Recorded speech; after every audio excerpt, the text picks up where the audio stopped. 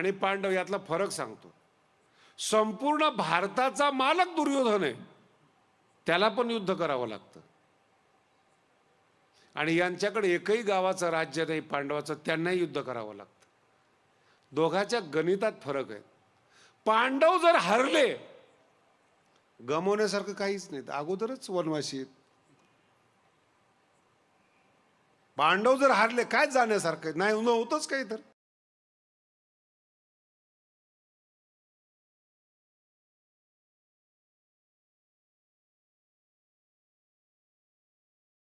पण दुर्योधनाची विचित्र अवस्था आहे. जिंकला तर काहीच मिळणार नाही. पहिलाच राजा आहे तो. गीतेमध्ये पहिल्या अध्यायामध्ये राजा म्हणून दुर्योधनाचं संबोधन आहे. राजा म्हणून पांडवाला नाही येते. काय शब्द आहेत ते, राजा दुर्योधनस्तदा. राजा म्हणून तो जर युद्ध करतो, करावंच लागतं त्याला युद्ध. पण जिंकला तर काहीच नाही, हारला तर शरीर सुद्धा त्याचं नाही. शरीर सुद्धा त्याचं नाही. आणि मन इतकं वाईट आहे, इतकं खतरनाक आहे. दुर्योधनाच्या मांडीवर गदा लागल्यानंतर, रक्ताच्या उलट्या झाल्यानंतर तो विव्हळत पडला. त्याला संपूर्ण भगवंतानी मारलं नाही. परमार्थ म्हणजे काय हे समजून घ्या. विव्हळत पडलेला दुर्योधन, रक्त ओकलेला दुर्योधन किती वेदना सहन करतो. अमाप.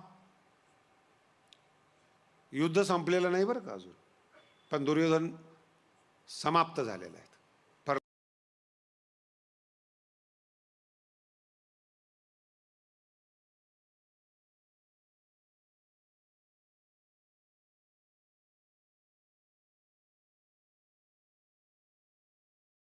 मरणाच्या वाटेवर आहेत. 3 लोक भारतातले. मला कधी कधी हा इतिहास सांगू वाटत नाही, तरी पण मी सांगतो तुम्हाला. महाभारताचं युद्ध म्हणजे भारतीय संस्कृतीचा अंत आहे. महाभारतापासून आतापर्यंत आपला भारत सावरला नाही सतत.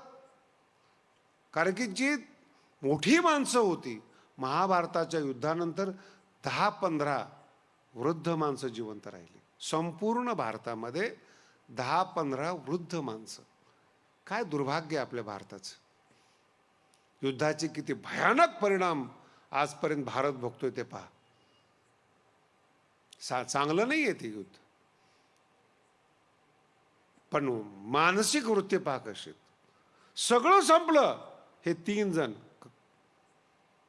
कृतवर्मा, कृपाचार्य आणि अश्वत्थामा. युद्ध संपलं, दुर्योधन पडला. भगवान श्रीकृष्ण, सात्यकी आणि 5 पांडव दुसरीकडे गेले, पुढं काय करायला पाहिजेत. आणि छावणीमध्ये, युद्धाच्या छावणीमध्ये द्रौपदीचे 5 मुलं, सेनापती, विराट, सगळी लोक तिथं थांबलेली होती. मध्यरात्रीच्या वेळेस झोपलेल्या अवस्थेमध्ये या तिघांनी हल्ला केला. अश्वत्थामा एकटा आतमध्ये शिरला छावणीमध्ये आणि विध्वंस करायला सुरुवात केली. ते महाभारत वाचलं ना तुम्ही, वाचत नाही, नशीब आहे ते. किती भयानक माणूस असतो हे महाभारत वाचताना रोमांच येतात, वेदना होतात मनाला. अश्वत्थामा मारतो ज्या पद्धतीने वर्णन आहेत, हात काप, पाय काप, मुंडकं काप, ही भयानक. आणि जसं कोलाहल झाला त्या छावणीमध्ये, त्याचा जो दरवाजा होता तिथून काहींनी पळून जाण्याचा प्रयत्न केला. त्या दरवाजावर हे दोघं उभे होते, कृपाचार्य आणि कृतवर्मा. पळून जायला लागलं की तिथंच काप. काय भारत आहे आपला, यालाच महाभारत म्हणतात. पळून जायला लागले की कापायला.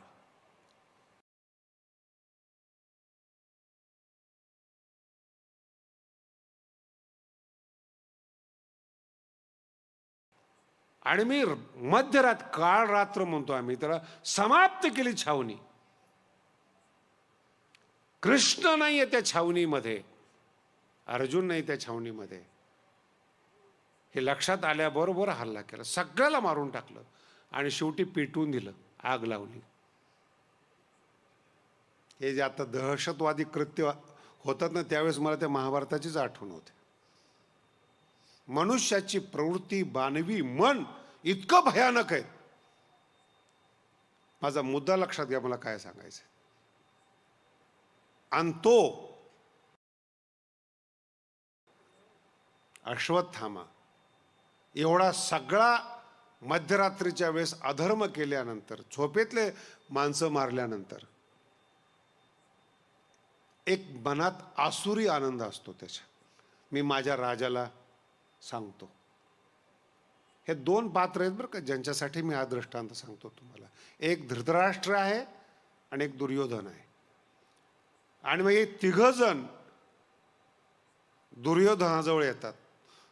पडलेले आहेत, असहाय्य झालेले आहेत, मृत्यूची वाट पाहतोय, तासा दोन तासाने मरणार आहेत. मानवी मन कसं असतं पहा. आता परलोकामध्ये जायचंय, मन फार खतरनाक. अश्वत्थामा तिथं जाऊन सांगतो, राजा सगळं समाप्त केलं, द्रौपदीचे पुत्र मारले, सेनापती मारला, सगळं. ती काही जे काही वर्णन असेल संक्षिप्त शब्दात समजून घ्या आपण, आणि त्याचं सगळं वर्णन करतो. तसल्या अवस्थेमध्ये प्रसन्न होतो दुर्योधन. अश्वत्थामा फार चांगलं केलं बरं का, माझ्या मनाला गारवा मिळाला, याच्यासाठी सांगतो तुम्हाला. तसल्या अवस्थेमध्ये दुर्योधन म्हणतो, माझ्या मनाला गारवा मिळाला, फार चांगलं केलंस, मला प्रसन्न केलंस, मी स्वर्गामध्ये तुझी वाट पाहतो, दुर्योधन म्हणतो. आणि हा प्रसंग जेव्हा संजय धृतराष्ट्राला सांगतो, तेव्हा ते आंधळं काय म्हणतं ते महत्वाचं आहे. तो म्हणतो, फार चांगलं केलं अश्वत्थामाने, पण बघा, पण 4 दिवस अगोदर करायला पाहिजे होतं, युद्धात करायला पाहिजे होतं. फार चांगलं केलं, एकाही माणसाला दुःख नाही झालं. इतकं मन कठीण असतं. अशा लोकांमध्ये आपण राहतो. नशीब आहे तुम्ही ज्ञानेश्वरीला आलात. काय भरोसा आहे कुणाचा. शास्त्र फार भयंकर आहेत. माझ्या समोर जरी तुम्ही बसलेला असला, शास्त्रकार सांगतायत तुम्हाला त्रास द्यायला परदेशातून लोक येत नाहीत, तुम्ही ज्या कुळात जन्माला आला ती भावकी तुम्हाला त्रास देते, जिवंत जाळते ती. काहीही करा, किती मोठे व्हा, भावकी तुम्हाला टोमणे दिल्याशिवाय राहत नाही, जाळते तुम्हाला शब्दाने. माहिती आहे कसं कमवलं? अरे कमवलंय ना. तुमच्या मुली कशा आहे, तुमची पोरं कशा आहेत, काही बोलण्याची पद्धत आहे. जाळतात ते. हे मन आहे, नाही सहन होत. तुमच्या भावकीलाच सहन होत नाहीत. आणि हे भारताचं दुर्भाग्य आहे. भावकीला जर तुम्ही सुखी झालेलं सहन होत नाहीत, जातीवाद करता कुणाचा तुम्ही? कुणासाठी जीवन जगता तुम्ही? कसली जात आणि कसले लोक तुम्ही? बाहेरचे लोक त्रास देत नाहीत, परदेशातले लोक तुमच्या जवळचे तुम्हाला त्रास देतात. झटका जवळून असतो, विसरू नका. मुलगा जेवढा तुम्हाला त्रास देऊ शकतो तेवढं भावकी देऊ शकत नाही. आणि पत्नी जेवढी बदला घेऊ शकते तेवढं जगात कोणी घेऊ शकत नाही. कशा म्हणजे हे तुमचं मी वैराग्य समजतो बरं का. इतक्या जटिल संसारामध्ये तुम्ही ज्ञानेश्वरी ऐकता, तुम्ही भाग्यवान आहेत. आम्ही मोकळेच आहेत. आम्ही परमार्थ करतो, आम्हाला काहीच वाटत नाही, दुःखच नाही. पुढचा शब्द आहे का? दुःख नाही, दुःख देणाऱ्या वस्तू नाही. तुम्ही दुःखाच्या जाळ्यात आहात. ज्ञानोबारांचे शब्द सांगू का? किंबहुना पेव विंचू वाचे. काय ज्ञानोबारांचे शब्द आहेत. शरीर म्हणजे काय याचं वर्णन करत असताना 8व्या अध्यायामध्ये भगवान श्री ज्ञानोबाराय सांगतात, विंचवाचं एक विंचूचा डंक सहन होत नाही, किंबहुना पेव विंचवाचे. विंचवाच्या पेवात तुम्ही राहताय. तुम्ही सकाळपासून संध्याकाळपर्यंत अनुभव घेऊन पहा, एक तरी शब्द तुमच्याबद्दल चांगला बोलला जातो का? पोरगा बोलतो का, पोरगी बोलते का, बायको बोलतो, कोण कोण बोलतो तुमच्याबरोबर चांगलं? ॲडजस्टमेंट नवीन शब्द आहे. आणि ही अशी माणसं आम्हाला येऊन सांगतात पुन्हा, महाराज तुमचं बरं आहे हो. आम्ही सांगितलं होतं का तुम्ही वाटोळं करून घ्या? आमच्या सुखावर का जळता? आम्ही सुखीच आहेत. ज्ञानेश्वरीच्या छायेखाली, ज्ञानेश्वरीच्या मांडीवर आमचं जीवन आहे हो. जगात कोणी त्रास देऊ शकत नाही. त्रास हा मानसिक असतो, हे पहिल्यांदा समजलं पाहिजे. शारीरिक त्रास नसतो, शरीर शरीराच्या पद्धतीनं असतं. तुम्ही सुखी किंवा दुखी हे मनाने असता, श्रीमंत किंवा गरीब मनाने असतं. मोठमोठे लोक आहेत जगामध्ये, श्रीमंत आहेत, कशा करता पैसा साठवतात हेच माहीत नाही त्यांना. आमचे गुरु महाराज फार सुंदर वर्णन करतात. प्रवचनामध्ये ते म्हटले होते एकदा, या जगामध्ये सगळ्यात मोठा जर दाता असेल ना, दान देणारा, तो म्हणजे कृपण आहे. कृपण, त्याच्यासारखा दाता या जगात नाही. कृपणेन समो दाता न भूतो न भविष्यती, स्वामीजी सांगायचे. का? तो पहिला माणूस असा आहे जगामध्ये, स्वतः न खर्च करता जाताना सगळं देऊन जातो. याच्यापेक्षा काय उदारत आहे? तुमच्याकडे 100 रुपये असले तर 10 रुपयाची पावती फाडणार, पण कृपण सगळं देऊन जाणार. कधी नेलंय एखाद्या कृपणाने सोनं चांदी? तोही जगला नाही, इतरांनाही जगू दिलं नाही, पैशाला तसंच ठेवलं. अस्पृशन्नेव, स्पर्श न करता लक्ष्मी देऊन जातो. भाग्यवान आहे. ही मानसिक वृत्ती, कृपण वृत्ती आहे याला म्हणतात. म्हणून मनुष्य मनानं श्रीमंत असला पाहिजे. काही काही माणसं पैशाचं जाऊ द्या, पैशाचं जाऊ द्या, एखाद्याची स्तुती करायची असली ना, ज्या शब्दांवर टॅक्स लागत नाही ते शब्द पण वापरत नाहीत. चांगलं पण म्हणत, मला म्हणणार एवढं मोठं चांगलं व्याख्यान ऐकलंस, प्रवचन ऐकलं, चांगलं म्हण. कशाला चांगलं म्हणायचं त्याला? जाऊ दे ना, त्याचा धंदा आहे तो. चांगलं शब्द सुद्धा चांगल्या मनानं वापरला जात नाही. ही मानसिक वृत्ती. ज्ञानेश्वरी आपल्याला समजून सांगते, कुठल्या क्षेत्रामध्ये तुम्ही आहात, कुठल्या समूहामध्ये तुम्ही आहात, कुठल्या मानसिक व्यापार करणाऱ्या लोकात तुम्ही आहात. म्हणून डोंगरावर जाण्याचं मुख्य कारण, एकांताचं मुख्य कारण, दुसऱ्या मनाचे संस्कार आपल्यावर नको. तुकोबाराचा अभंग फार सुंदर आहेत. जाईल भंगोनी आपुला विश्वास,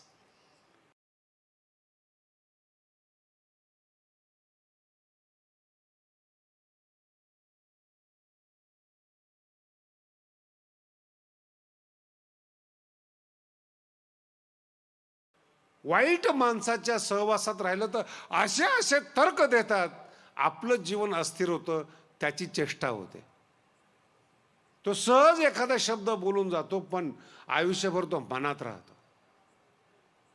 म्हणून इतर मनाचे शब्द व्यवस्थित आहे का, इतर मनाचे संस्कार आपल्यावर नकोय. आपलं सुख बर्बाद व्हायला नकोय. स्थिरता आहे आपल्या मनामध्ये. फार कळत नाही ठीक आहे, फार ज्ञानी नाही ठीक आहेत, पण समाधानी तर आहात. वारकरी लोक बघा आमचे समाधानी आहेत, काही कळत नाही त्यांना. मला बरेच शिकलेली लोक सांगतात की बा वारकऱ्यांना काही कळत नाही. म्हणजे नाही कळत, नाही कळायला पाहिजेत. म्हणजे तुला कळतं ते बस झालं ना, तू काय दिवा लावलास, काय केलंस तू? आणि माझ्या बोलण्याचा राग मानू नका, जेवढा माणूस शिकत जाईल, ज्ञानेश्वरी सांगते, तो विषयाचा गुलाम होतो. मन पहा कसं आहे. जेवढं मन सुशिक्षित आहे तेवढा माणूस विषयाचा गुलाम होतो. पटतंय का तुम्हाला? ग्रामीण भागामध्ये नवऱ्याला कधीही वाटू द्या बायकोच्या थोबाडीत मारायची आहे, विचार करतो का नवरा? ग्रामीण भागातलं बोलतो. बायकोही तक्रार करत नाही का मारलं म्हणून. विचारत ते काय नवराच आहे, सांगाव कोणाला? किती स्वातंत्र्य आहे अशिक्षितपणाचं.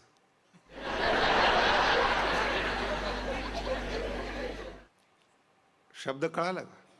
अशिक्षितपणाचं स्वातंत्र्य. स्वातंत्र्य. मुंबईतल्या श्रीमंत माणसाने आपल्या बायकोला मारून दाखवावं, बरं बोलून दाखवावं, मारणं फार लांबचं.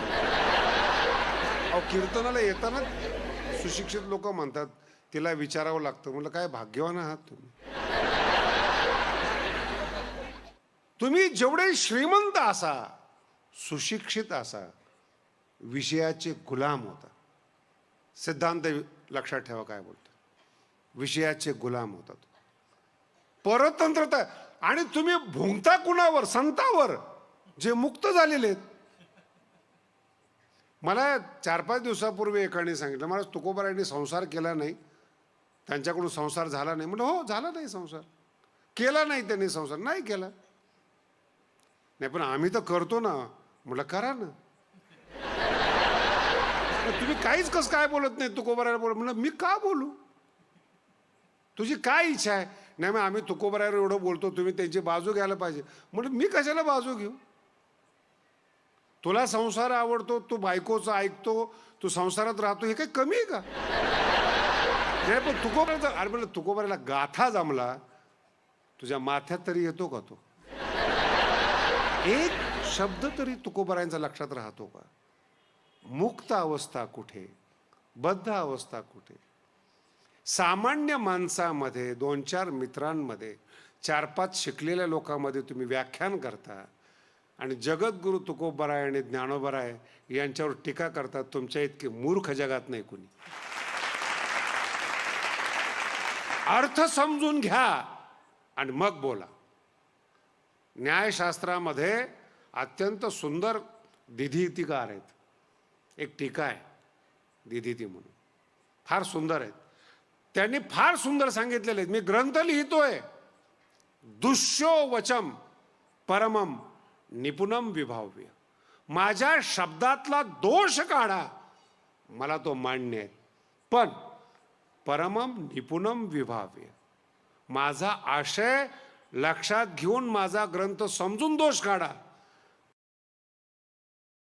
भावा व बोध विहितम न दुनोती दोषः.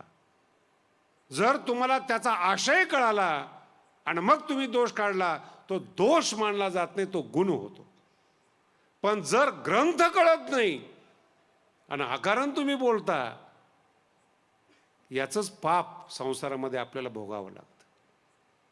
माऊली आपल्यासाठी महाराष्ट्रामध्ये आहेत, आपल्याला शिकवण्यासाठी माऊली महाराष्ट्रामध्ये आहेत. आपलं दुर्भाग्य कळत नाही, ठीक आहे ना, कळत नाही, टीका नका करू. ज्ञानेश्वरी वाचा. लोकांची सगळ्यात मोठी तक्रार काय माहिती का? कळत नाही. अब तुम्ही कोण आहात? मुद्दा लक्षात येतो? तुम्ही कोण आहात? अरे तुम्हाला वाचन कळत नव्हतं, शाळेत गेल्यानंतर 12 खडी शिकला तुम्ही, अक्षरं सुद्धा शिकवावी लागली, मग ज्ञानेश्वरी शिकू नये? 12 खडी जर तुम्हाला शिकवावी लागली, वाचन शिकवावं लागलं तुम्हाला, शाळेत जाण्याचा अर्थ तुम्ही अज्ञानी आहात असा आहे. कॉलेजला जाण्याचा अर्थ तुम्हाला तो विषय माहीत नाही, तुम्ही एखाद्याकडून समजून घेताय. मग ज्ञानेश्वरी का समजून घेत नाही? समजत नाही असा आरोप का करता? समजत नाही, ठीक आहे, समजून घेण्याचा कधी प्रयत्न केला? ते काय वर्तमानपत्र आहे का? का कथा कादंबरी आहे? जीवनाचं तत्वज्ञ. मी तुम्हाला 3 दिवसापासून तुकडे सांगतोय फक्त ज्ञानेश्वरीतले, बरं का. विवेका ते भुलवी, संतोषासी चाड, हे छोटे छोटे तुकडे आहेत. 9000 ओव्या कुठे आणि तुकडे कुठे? ते पण ते तुकडे मला 2 तास सांगावे लागतात. नंतर तुमच्या डोक्यात राहतं का नाही मला माहित नाही. मन किती क्रूर आहेत, किती आभास तयार करतं, समाधानी होत नाही, हे मन आहे. ज्ञानोबाराय सांगतात आणि ज्या समूहामध्ये आपण राहतो ते सामुदायिक मन त्याच्यापेक्षा वेगळं आहे, फार वेगळा विषय बरं. मन अप्रसन्न आहे, आभासी जग तयार करतं, आभास तयार करतं मन. आणि जेव्हा आपण एका समूहामध्ये वावरतो ना, त्या समूहाची एक मान्यता असते. शब्द समजून घेण्याचा प्रयत्न करा. समूह याला फक्त नाव बदललेलं असतं. जाती म्हणजे समूह, संघटना म्हणजे समूह, पंथ म्हणजे एका विचाराचा समूह, संप्रदाय एका विचाराचा, अशाच यांचंच मोठं रूप पंथ. जेव्हा मोठा होतो त्याला धर्म समूह म्हणतात. समूहच आहे तो. आणि माणसाला आदिवासी काळापासून सवय समूहानं राहण्याची. त्या समूहाची नाव आहेत, हे धर्माची जी नाव आहेत ना ती समूहाची नाव आहेत. आणि समूहाच्या नावामध्ये बलात् आपल्याला राहावं लागतं. ते ज्याला मानत असतील ती तुमची परंपरा आहे, तो देव आहे, ती आज्ञा आहे तुमच्यासाठी. ज्ञानोबा म्हणतात, कर्तव्य पालन करा पण मनाला सुशिक्षित करा. दोन जीवन आहे. शरीर आहे म्हणून धर्म आहे, म्हणून समूह आहे. समूहाची मर्यादा, जातीची मर्यादा शरीरापर्यंत आहे, मनापर्यंत नाही आहे. आणि मग बघा कसा आहे ज्ञानेश्वरीचा प्रवास. शरीराच्या बाहेर संसार, शरीराच्या आत ज्ञानेश्वरी. इंद्रिय म्हणजे काय ज्ञानेश्वरी सांगणार, मन म्हणजे काय ज्ञानेश्वरी सांगणार, बुद्धी म्हणजे काय ज्ञानेश्वरी सांगणार. आत जोडीदार जर तुम्हाला पाहिजे असेल तर ज्ञानेश्वरी. काय विशेषता आहे बघा ना, आतला जोडीदार ज्ञानेश्वरी, आतले सहयोगी संत आहेत. बाहेर जग आहे तुम्हाला, ऍक्सिडेंट झाला, लग्न आलं, कार्य आलं, सगळे माणसं तुम्हाला जोडीदार आहेत. आत नाही, मन एकटंच आहे. माझा मुद्दा समजून घ्या, काय मन एकटंच आहे. त्या मनाला कसं समजून घ्यायचं आणि आनंदी कसं करायचं याचं नाव ज्ञानेश्वरी. आपला विषय जो चालू आहे तो महत्त्वाचा आहे. सामूहिक मनामध्ये राहत असताना आपलं मन अलिप्त कसं ठेवायचं.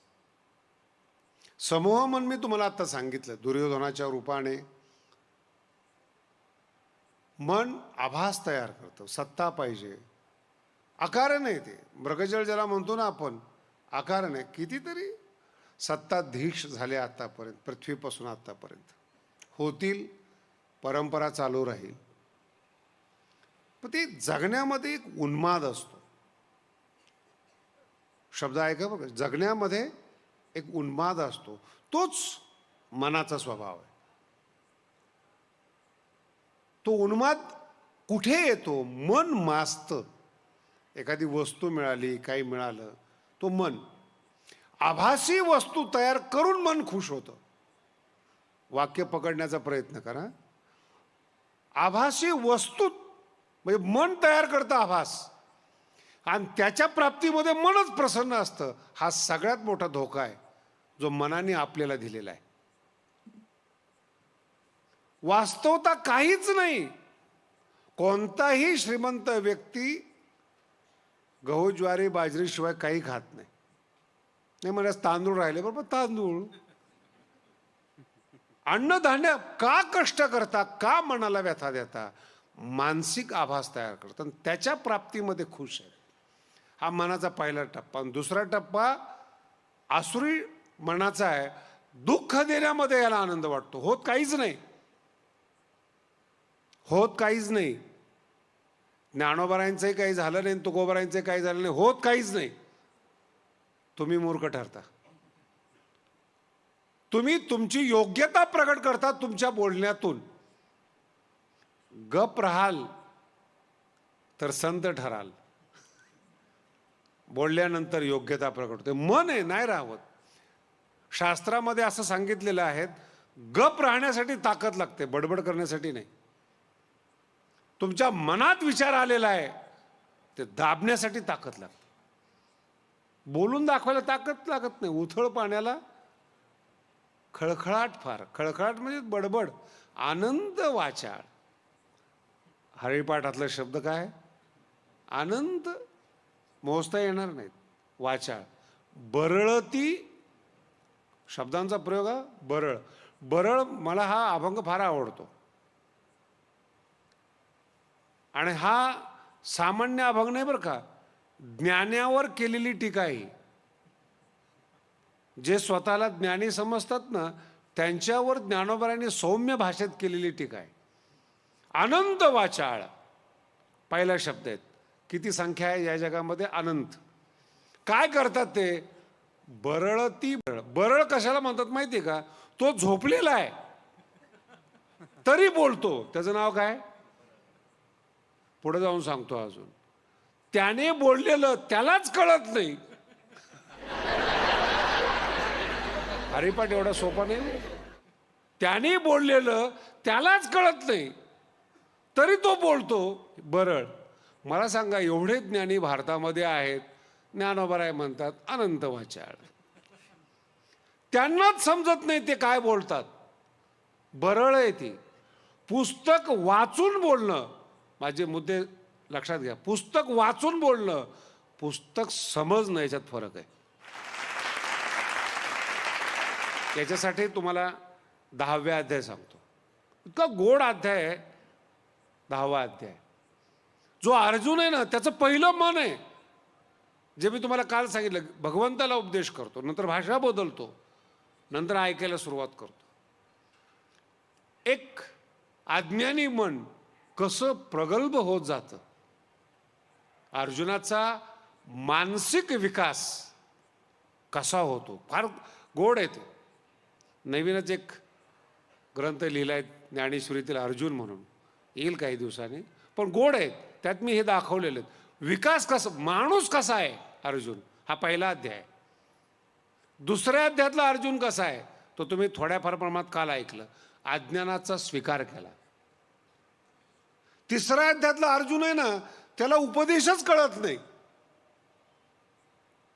तो भगवंताला म्हणतो, काय देवा तू काय बोलतो, समजतो तुला? ज्ञान चांगलं आहे म्हणून सांगतोस आणि मला घोर कर्मामध्ये टाकतोस. अर्जुन अज्ञानी अवस्थेमध्ये भगवान श्रीकृष्णाची लाज काढतो. तिसरा अध्याय. ये लाजसी ना महाघोरी कर्मी सुद्धा. महाघोर कर्मामध्ये देवा मला टाकतोस तू, लाज वाटत नाही तुला? असं ऐकणारा गुरु असावा बरं का. मला कृष्णाची दाद द्यावी वाटते, इतकं ऐकून घेतो. याला प्रेम म्हणतात. नाही लक्षात येत? प्रेमामध्ये भाषा महत्वाची नाहीच, वागणं महत्वाचं आहे. ज्ञानामध्ये प्रेम महत्वाचं नाही, शब्द महत्वाचे आहे. तुमची मराठी कशी आहेत, ठचा उच्चार कसा केला जातो, ज्ञानी माणसाचं लक्षण आहे. भाषा पाहतात ते ज्ञानी. आई कधीच भाषा पाहत नाही मुलाची, कधीच पाहत नाही. कधी कधी मुलं आईला विचारतात, हा ड्रेस चांगला आहे का? मुलगा आईला आवडतोच. प्रेम आहे ना. मुलगा आईला आवडतोच. मग काही घातलं तरी आई बोलते फार छान दिसतं बरं का. बाहेर गेल्यानंतर पोरं त्याला वेड्यात काढतात, काय ड्रेस घालून आला? नाही आईला छान दिसला. अरे आईला काय कळतं, ह्याच्या डोक्यात बसतं. बाहेरचे लोक म्हणतात माझ्या आईला काही कळत. असे बाहेरचे लोक बसवत बसवत प्रेम करणाऱ्यालाच कळत नाही. असं ज्यावेळेस याला कळायला लागतं, सुख उद्ध्वस्त होतं, आनंद उद्ध्वस्त होतो.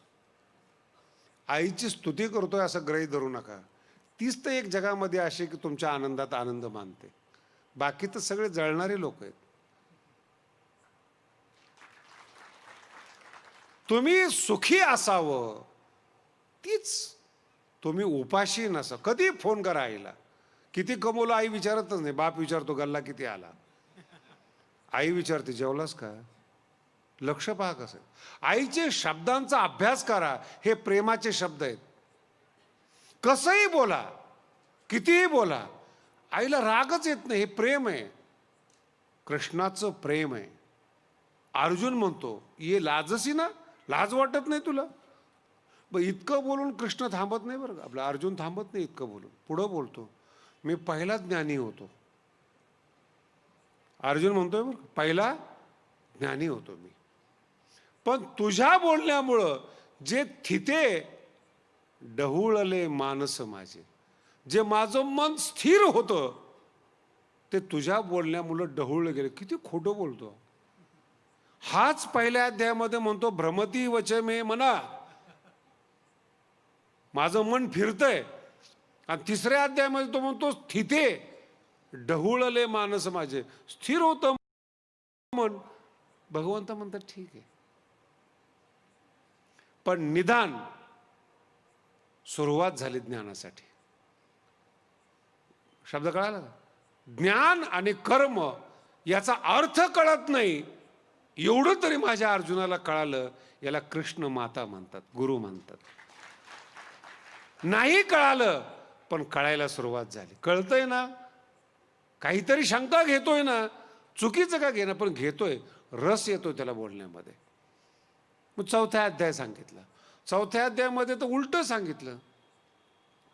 भगवान कृष्ण म्हणतात मी हा जो तुला योग सांगतो ना, उपदेश करतो, हे मी पहिल्यापासून उपदेश करत आलेलो. मी सूर्याला पण सांगितलं. अर्जुनाच्या पुढं मोठा पेच प्रसंग आला. पाठीमागे गप्पा मारल्या तर ठीक आहे, पण मित्रांनी आपल्या मित्राला सांगावं मी सूर्याला उपदेश केला होता, हे मित्र कसं काय खपवून गेले.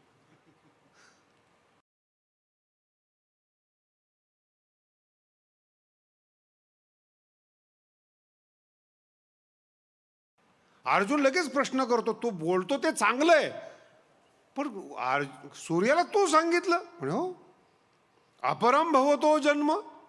आता आता तुझा जन्म आहे, माझ्यापेक्षा 2-4 वर्ष मोठा असशील. परम जन्म विवस्वत, त्याचा जन्म, सूर्याचा जन्म केव्हाचा आहे. कथम वेतत विजानीयम त्वम आदौ प्रोक्तवानिती. अगोदर तू सांगितलंस, कसा विश्वास ठेवावा. अविश्वास पण, लाज पण, बोलणं पण भगवंत खुश होतात. शंका येते ना, मार्गावर आहेत. गप बसलेल्या माणसाचा अंदाजच येत नाही. सगळ्यात घातक जर माणसं असतील ना तर गप बसणार आहे. मला तो शब्द आता वापरता येणार नाही, रेकॉर्डिंग चालू आहे. सगळ्यात घातक माणसं. भगवंत म्हणतात ठीक आहे. आणि मग 5व्या अध्यायामध्ये थोडी सुधारणा झाली. 6व्या अध्यायामध्ये मी काल तुम्हाला सांगितलं, ज्याच्या आपलं प्रवचन चालू आहे, देवा